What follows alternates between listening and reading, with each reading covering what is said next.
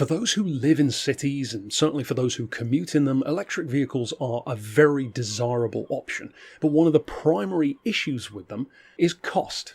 Cars are expensive, motorcycles are expensive. Then the next logical thing, certainly if you, for example, have limited parking or parking where you don't feel secure enough to have an expensive electric car on finance, for example, or an electric motorcycle, well, again, you can't just bring a motorcycle indoors if you maybe live in an apartment. Well, then the next logical step is a bicycle. And when you combine that with electric tech, well, it has the potential to be a genius idea. The upfront costs, although higher than a normal bicycle, are still far lower, certainly than an electric car, but even compared to most electric motorcycles, it's way simpler, way easier to live with, and a lot more convenient.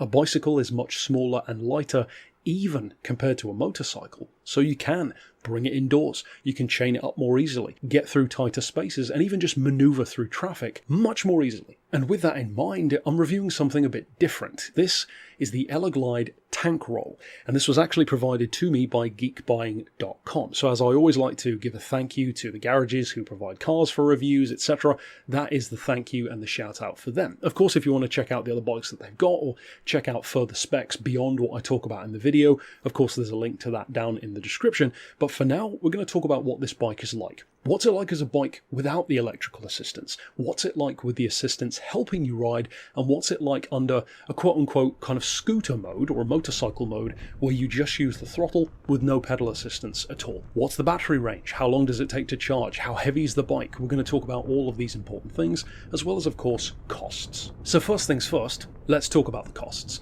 Prices on these at the time of releasing this video at least range from around $900 to about $1,200 depending on where you buy it from. Of course that depends if you go new or used, if there are any kind of discounts in effect. There is currently a discount on Geekbuying for this very bike. In terms of the weight, it's 31 kilos. That's the quoted weight on it, which is not bad at all. Most electric vehicles, certainly cars and motorcycles, have a huge penalty on weight because of how big the battery packs have to be. With a bicycle, it's a much smaller frame. Having one person on it most of the time means that the requirements of the battery are far lower, and the fact that you have, crucially, the human element to assist the electrical power is a huge advantage in terms of the range. The quoted range, or the maximum range, with assist on at around, say, the 15 km/h region on a flat road, you know, the usual conditions, is up to around 70-75 kilometers, which sounds fantastic. Of course, in practice, it's not going to be that high most of the time. Certainly if you're a bigger rider, such as myself, these are quoted at up to 120 kilos for a safe load of a rider, so you could be a pretty big rider. In my case, I'm more like 94 kilos, so I'm well within that. My range going under full electric power in level 5, which is the highest power level, is certainly nowhere near 70 kilometers, but it's still a good, say, hour to 2 hours, depending on how rough the terrain is, and of course how much uphill, downhill you're talking about. You do get to put power back in, or at least it certainly seemed that way while riding it. You get it down to, say, 1 bar left on the battery, but then you turn it off, for example, cycle for a while, or even just go from just relying on the throttle to pedaling as well, and you'll definitely notice those battery bars go back up to 2 and sometimes even 3. In terms of the charge time, it's quoted at being about 6.5 hours, so that's not bad at all. It does of course come with the charger, and I'll show briefly some of the stuff that you can expect, plus how it's packaged. One of the things that I loved actually about how the bike arrived is the package itself is not that big. You can easily get it inside the house, even if you live in an apartment. Of course, getting it up a flight of stairs or however many might be a bit more awkward, but it's not overly large. Plus, the actual assembly is very well done. This is a way that they could have easily messed things up, but it's mostly already done for you, especially the stuff which could get more technical, such as the wiring. It's already almost completely done. All you have to do is put on the front wheel, the brake caliper, and the handlebars, and that's pretty much it. There are a couple of other small adjustments, but most of it is already fitted and ready to go. I made a couple of changes myself, which did slightly change the look. So it already had the rear mudguard fitted. I took that off. I prefer the look without it. I know it's not as practical, and I did get some mud on my back, but I didn't really care. I took the front one off, or rather just didn't fit the front one, and that did have the slightly annoying side effect of not being able to fit the headlight on the front properly. properly, and because you can't just unplug the light, it was kind of just hanging there. But again, you could figure out a way around that, just fit something else to fit it to, or even in the case of most people, probably just have the mudguard on there. I'm sure I'm an outlier. In terms of using it, as much as it probably sounds like pandering, it actually was a pleasure to work with. I'm not even the biggest fan of bicycles generally speaking, and even for me, this was a pleasant experience. Even riding it in full bicycle mode with no power at all and the system completely turned off with that control unit on your left hand, it was still a joy to ride. I would have it in the hardest pedal setting, which is always how I like it on a bike, because it feels like I'm getting the most work done per rotation of the pedals.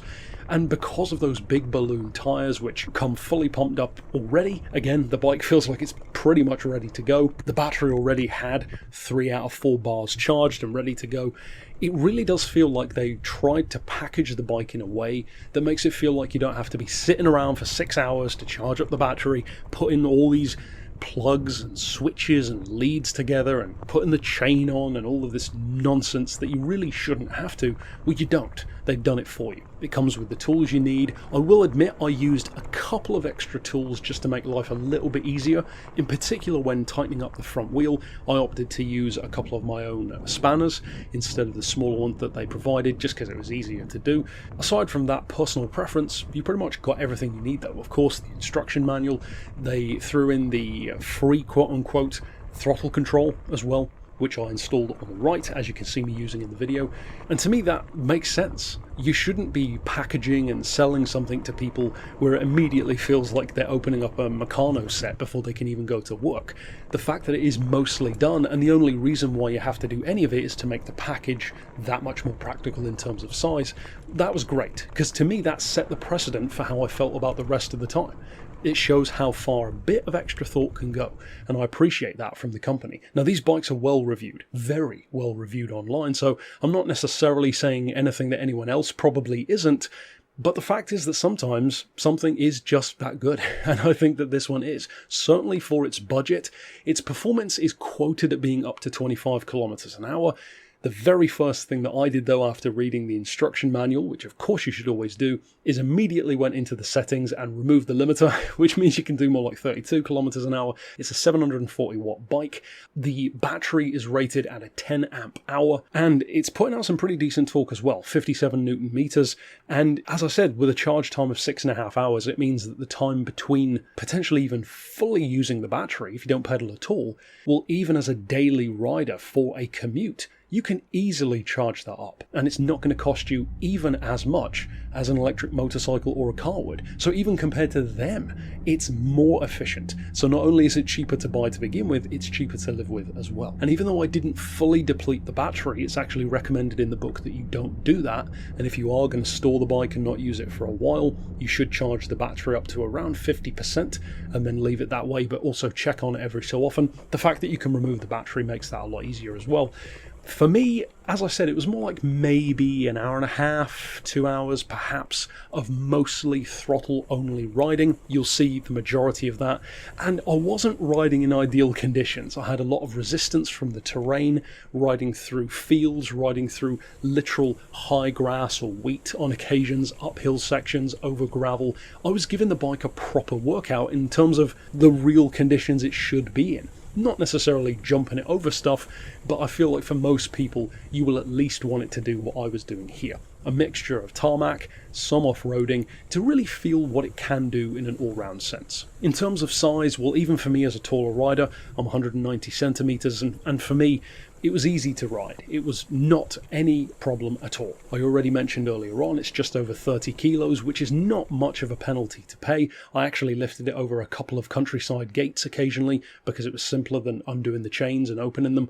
And yeah, I wouldn't say it's overly heavy, it's not overly awkward despite the bigger tyres. The performance actually has a nice feature where when you open up the throttle, even in level 5 acceleration, which is the highest, of course that's what I had it on all the time, it has a slight delay before it actually rolls onto it. It's not like an electric motorcycle or a car where you floor it and it just goes.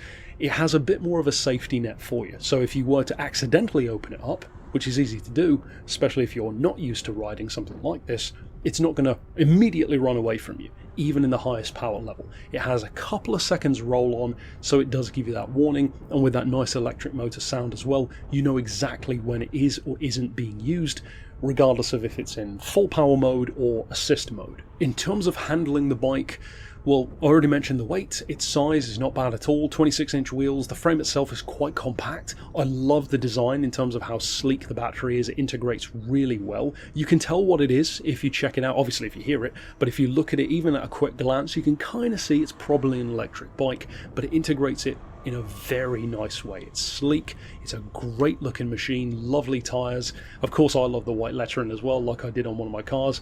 And even in terms of manoeuvrability, it was great to work with. The wider tyres with more of that roll shape coming out the sides means that you can bank into corners even off-road and have much more confidence in doing it. The brakes, of course, are disc, front and back.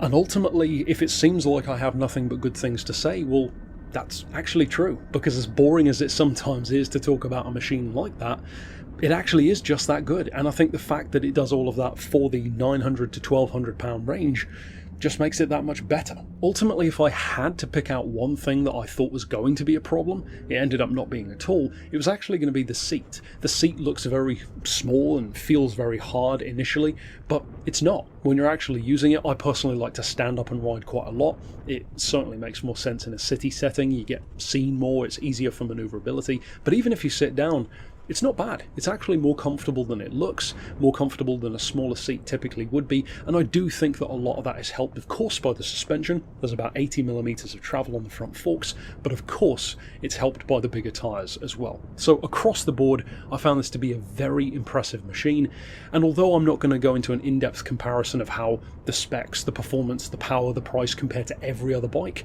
the main reason why I haven't opted to do that is because it's such a rapidly advancing market that there's really no point. But like I said, if you want to check out this one or different bikes, you can click the link down below.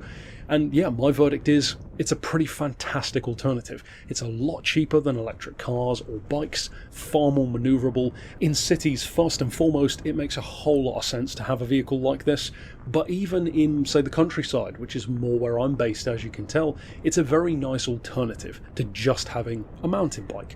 And for the kind of prices that these have come down to, it makes a lot more sense. You can easily pay these kind of prices for a bike that has no electrical assistance at all. So it really does show that these advancements and improvements in tech are making a very tangible difference, because it's making them more affordable over time. So if you're on the market for an e-bike, I'd say this is a pretty damn good all-rounder. It's comfortable on-road, it's great off-road, the performance is pretty nice. Ultimately though, I would love to hear the thoughts of those who maybe own one of these. Of course, your experiences long-term and short-term, first impressions, etc. will be definitely valuable to potential buyers down in the comments, so please include those personal anecdotes, stories, warnings, etc.